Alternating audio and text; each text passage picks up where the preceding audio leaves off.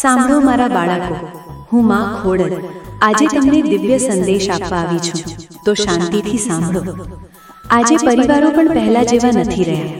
એક સમય હતો જ્યારે લોકો એકબીજા માટે સમય કાઢતા હતા. સાંજે બધા સાથે બેસતા, વાતો કરતા, હસતા અને નાની નાની વસ્તુઓમાં ખુશ થઈ જતા. તે સમયમાં લોકો પાસે કદાચ વધારે પૈસા નહોતા, પણ દિલમાં પ્રેમ ઘણો હતો. આજે સમય બદલાઈ ગયો છે. ઘરમાં બધા સાથે રહે છે, પણ દિલો વચ્ચે અંતર વધી ગયું છે.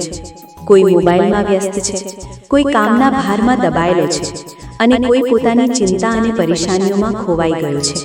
બેટા, આ બદલાવ જોઈને ઘણા લોકો દુઃખી થાય છે. તેમને લાગે છે કે હવે સંબંધોમાં પહેલો જેવો પ્રેમ નથી રહ્યો. પણ હું તને એક સત્ય કહું છું, દરેક સમસ્યાનો ઉકેલ હોય છે. જો તું ઈચ્છે છે કે તારા પરિવારમાં ફરીથી પ્રેમ અને ખુશી પાછી આવે, તો પહેલા તારે પોતાને બદલવાનું શરૂ કરવું પડશે. તારું મન સ્વચ્છ રાખ, તારી વિચારધારા સકારાત્મક રાખ અને સૌથી મહત્વની વાત, તારી નિયત સ્વચ્છ રાખ.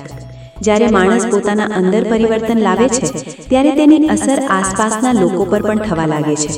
યાદ રાખ બેટા, દુનિયા ગમે તેટલી બદલાઈ જાય, પણ સચ્ચાઈ, પ્રેમ અને સારા સંસ્કાર ક્યારેય જૂના નથી થતા.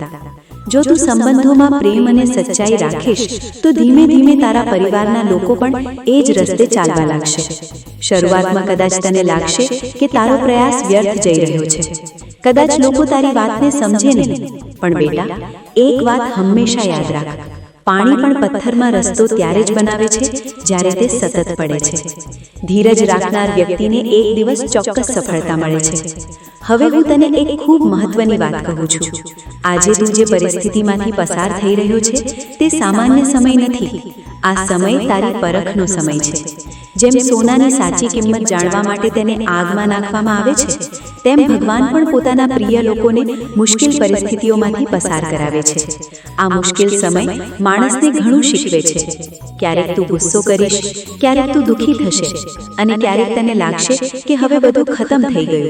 પણ બેટા, આ બધું તને તોડવા માટે નથી, આ બધું તને મજબૂત બનાવવા માટે છે. ભગવાન ઈચ્છે છે કે તું એવો માણસ બને જે દરેક તોફાનમાં પણ અડગ રહી શકે.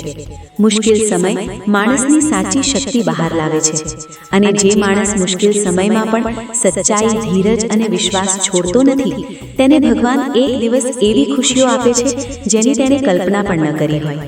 બેટા, જીવનમાં ક્યારેક એવો સમય આવે છે જ્યારે બધું ખોટું લાગી શકે છે, પણ એ જ સમય માણસને સાચી દિશા બતાવે છે. તેથી તું ક્યારેય હિંમત હારતો નહીં. વિશ્વાસ રાખ કે ભગવાન તારી સાથે છે.